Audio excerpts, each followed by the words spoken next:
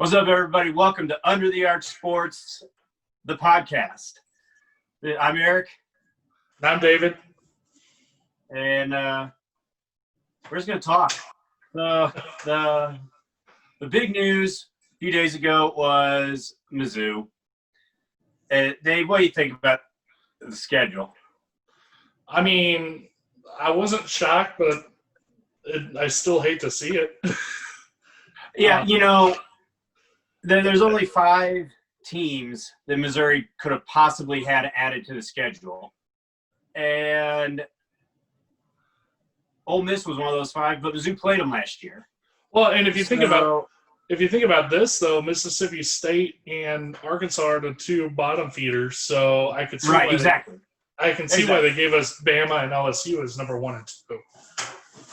Right. So that's what I said in the video I was in yesterday. Is if you assign a number that's like the ranking, Bama and LSU were 1 and 2.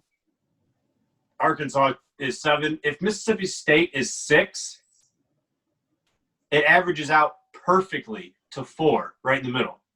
Right. And then even if they're 5th, it's still pretty close. You can't ask for much more. Georgia plays 3 of the 4 same teams. No matter who you're playing, it's a gauntlet because it's the SEC. Right. Yeah. And that's the other part of it is it's Coach Drake's first year, right? So whenever it's the first season for a coach, there's hardly any expectations. It's too easy for anyone to just say, it's not his guys. Just wait till he gets his own guys in here and be able to run his system the way he wants to do it. You have that, and the fact that with COVID, he's seen the team 2-3 times, and there's a new quarterback, either Bazelak or Sean Robinson. This is the year that if you're going to have Bama and LSU dumped on you at the last second, this is the time to have that happen.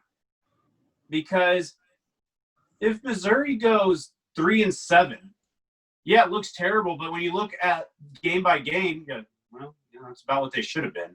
Then if you go 4-6 with a win against Bama at home, that is something to build on.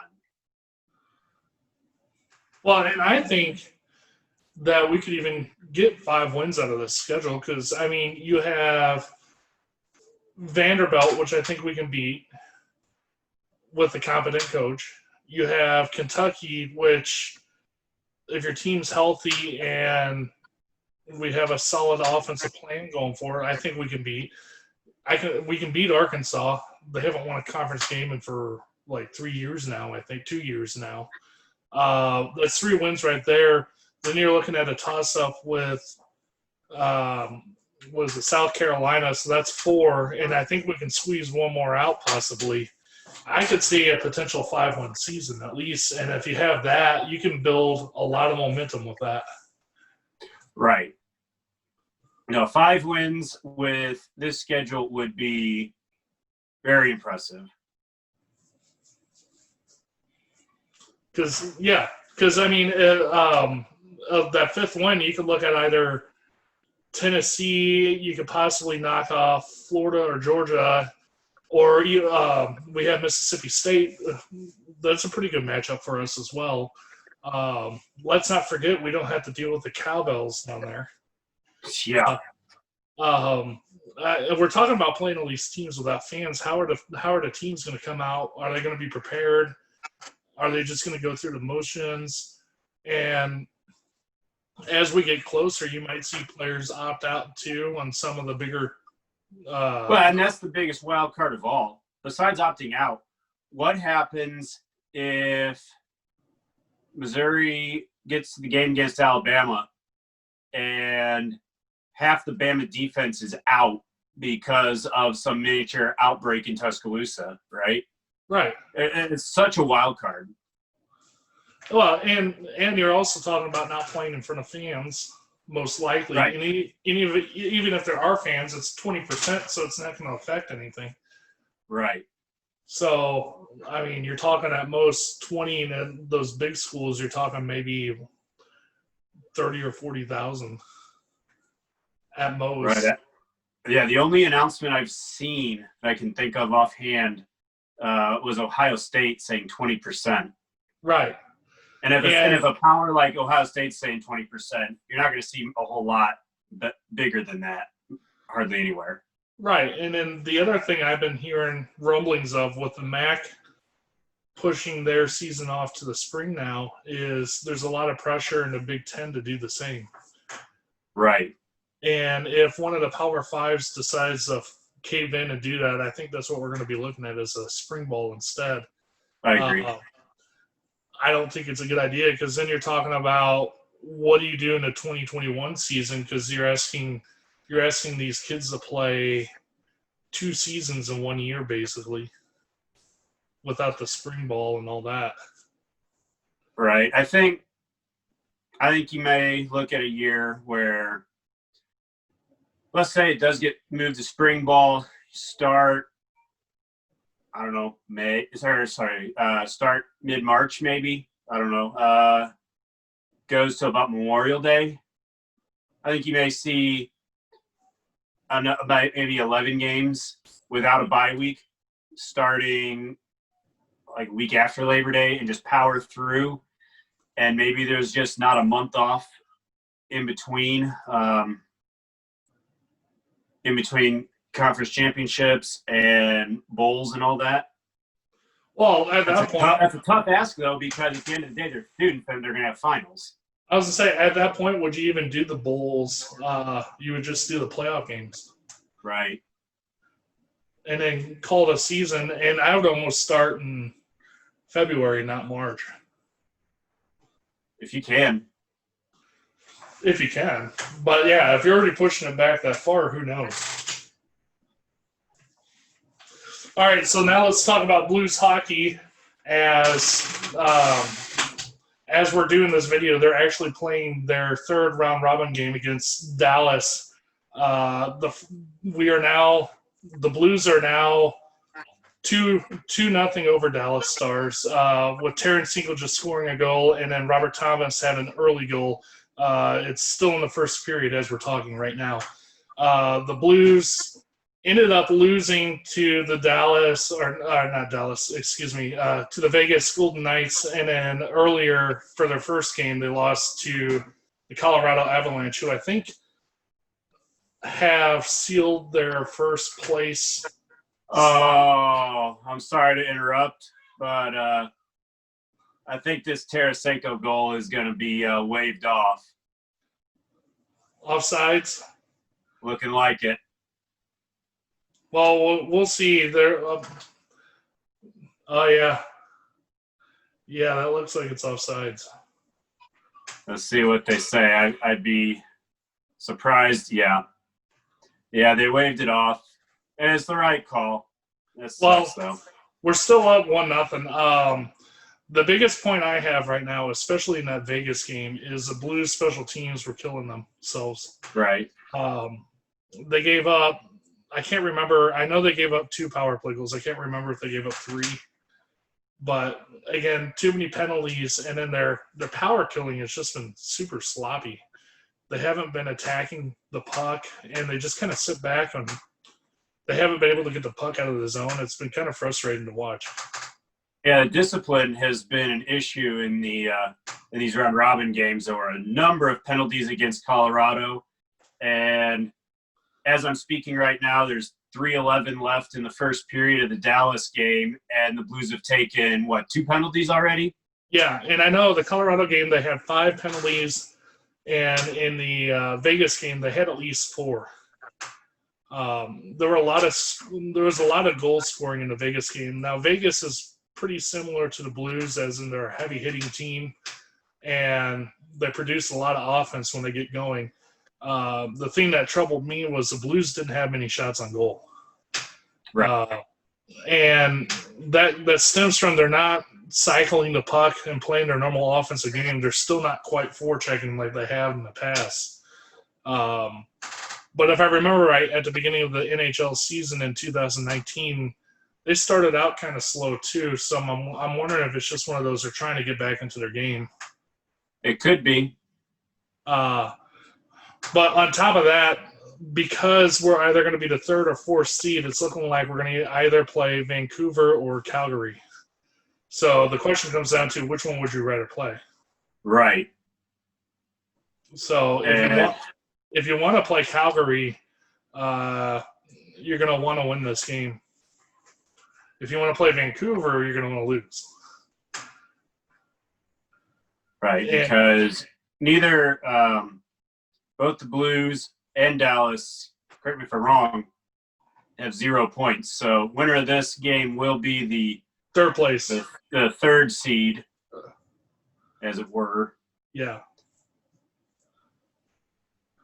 Well, and maybe there may be something to be said for getting guys some time. And I know tonight Jake Allen is in net, and he's looked solid so far. Well, and Bartuzzo and Thomas make sure he gets some action. Jake Allen hadn't played a game since March, but maybe February, so he for sure needs to have a game. Well, and it looked like Bennington had some struggles, and especially against the Golden Knights. So I think it's good just to give him time to regroup anyway, and give Jake Allen a chance. Right. I mean, the Blues got where they were with both goalies, so it's my thought you wouldn't use Jake Allen or Bennington all the way through the series. You'd give one of the guys a break at some point or another just for a change-up. Right. Robert Thomas is in the lineup tonight. He hadn't played in the other two games, and he promptly scored a goal. So, I mean, you can tell Berubbe's trying to change things up to get guys on track. So, we'll see. Yeah, and you know what? Maybe the team is just that confident that they're treating these round-robin games as nothing more than scrimmages to get kinks out. Well, and I don't know if it's confidence, but the other complaint a lot of the players have because they're playing so many games on that ice is the ice is terrible. Mm. I guess the thing that bothered me against the Vegas game, though, is they only had like 20 shot attempts, and only like 14 made it on goal. Right. Whereas Vegas had like 56 shot attempts and like 40 of them made it on goal. You're not going to win a game without shooting the puck. And an offense that looked like they're trying to look for that perfect pass. And in the past, the Blues have gotten stuck doing that before. They're much better off when they're just dumping the puck on net and crashing. Yeah, tough to say. I hope the Blues are just saying, you know what, I don't care who we play. We're just gonna take care of ourselves in these first three games. And if that's the approach they're taking, I think it shows a lot of confidence in themselves as a team that doesn't matter who's lining up against us, we can handle you. That type of attitude. Right.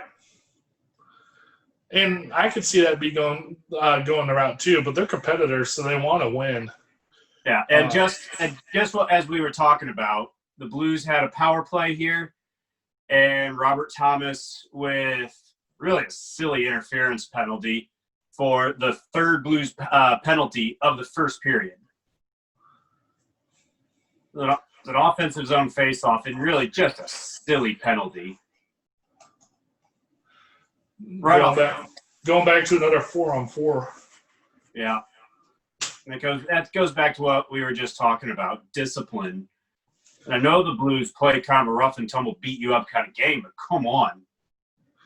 Well, and I know this is what the round-robin games are for teams like the Blues, is getting back into that sharp kind of attack mode. But, man, they better figure it out quick, or these penalties are going to really hurt come playoffs. Well, and I was going to say, a few of those penalties have been real iffy calls. But if that's the case, though, you got to adjust your game. If you know they're calling those calls, you can't make those plays. Right. So moving on, let's talk about COVID Cardinals. And if they're going to ever play again? I don't know, but I saw, I guess it was on Twitter, although I ended up seeing it on Facebook. Mark Saxon was a Friday or Saturday made a comment saying the players were told to take 3 to 5 days off and they're canceling the Pittsburgh series. And Right. Wainwright commented. Exactly, yeah. And he was, if you can read context in the text, pretty livid. He's like, I checked all my sources, and I don't know where you're getting your information. And if you're getting it from a legit place, you need to stop leaking it or something like that. And yeah, it's turning out what he leaked is coming true. Right. That's very intriguing that it's being reported before players know, and then it actually is at least starting to look like the tweet was accurate. Right. That means there is a So in the Cardinal organization that I imagine the team which wasn't there. Well, and there was all this talk about players going to the casino, whether it's true or not.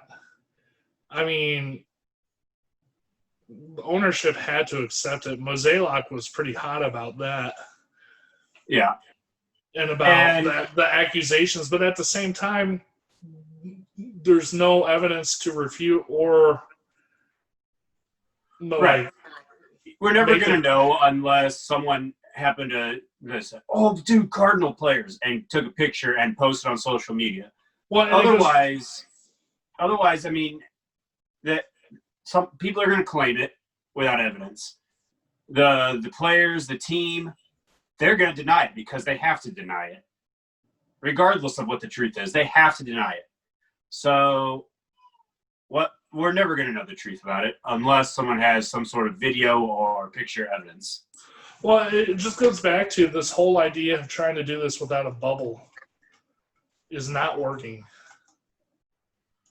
Which makes me worried for not only the college football season, but the NFL season too. Right. Because the NFL's not going to do a bubble. No. Yeah, I would be very surprised if any non-bubble sport makes it through their championship without some sort of interruption. The only way you could get by with it is if you created like a mini bubble. Right. Where like you put the team in a hotel and say you can't do anything without our permission type deal. Right. And I just, especially with the Players Association in baseball, that's not going to fly. But right. that's why you're seeing what you're seeing right now. Even if everybody was prudent and doing everything they could, I mean, something still happened. So right at this point, now let it spread through the whole team. At this point, I was going to say, let it spread through the whole team just so you can get herd immunity, and then you don't have to worry about it. Well, yeah, we can go back and forth on how long it would take to establish herd immunity, but that's a whole nother discussion. Either way, what does Major League Baseball do? Let's say the Cardinals, by the end of the week, they're able to play, and they make up some games, but not all their games. How many does a team have to play to qualify for the playoffs? What if the Cardinals, by winning percentage, would qualify for the playoffs, but they've only played 53 games? What do you do? I think you just have to go with it and play. Like you said, go by winning percentage.